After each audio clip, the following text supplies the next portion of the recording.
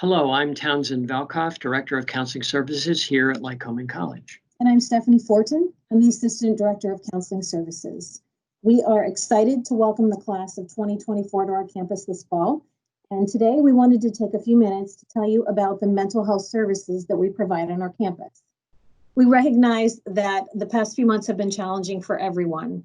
There's been a lot of changes, social distancing, social isolation, your senior years, everything has been different. And now you're facing the challenge of leaving home and coming to a whole new environment here at Lycoming College and dealing with making new friends, finding resources, and finding out how to become successful academically.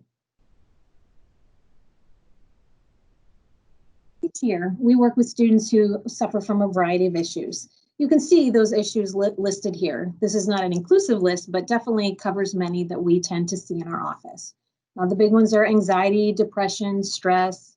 We added adjusting to COVID-19 because we know that that's going to be something that everybody is dealing with as well.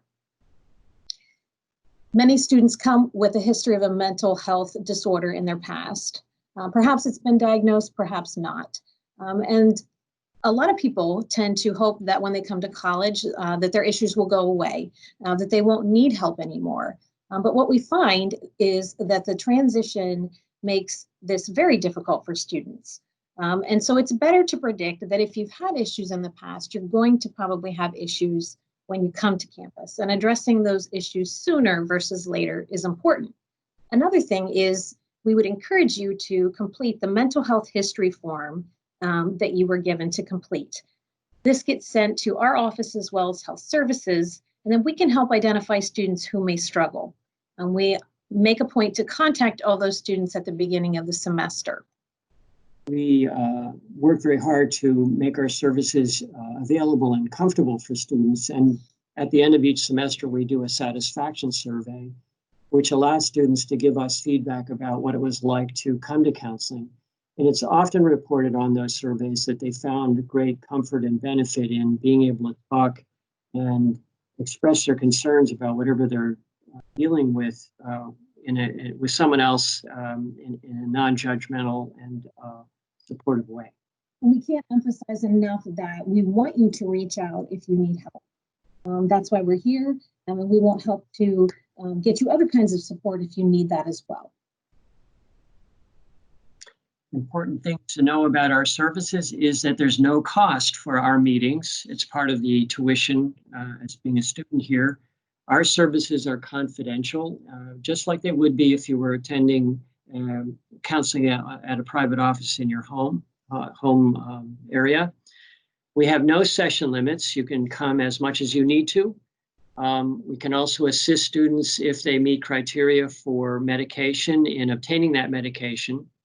We also work closely with other services, support services on campus, mainly health services, and also the academic deans. And our office is located on the third floor of the Wirtz Student Center, which is a building you'll be very used to as a student here because of the location of the cafeteria. The easiest way to make contact with us is through email. And you can see our email addresses here. They're also on our website if you forget to access them or don't know how to find them. And you can email us at any time. You can email us right after you watch this video. If you think, hey, this is something that I want to take advantage of when I go to campus, I've had counseling in the past and I know this is something I want to do when I get there, you can email us after you get here. You can email us at any time while you're here if you think you need to come in. It's important to know too that using your college email account is probably the easiest way to communicate with us. It's somewhat old school, but actually it's what works best for us, and hopefully for you too.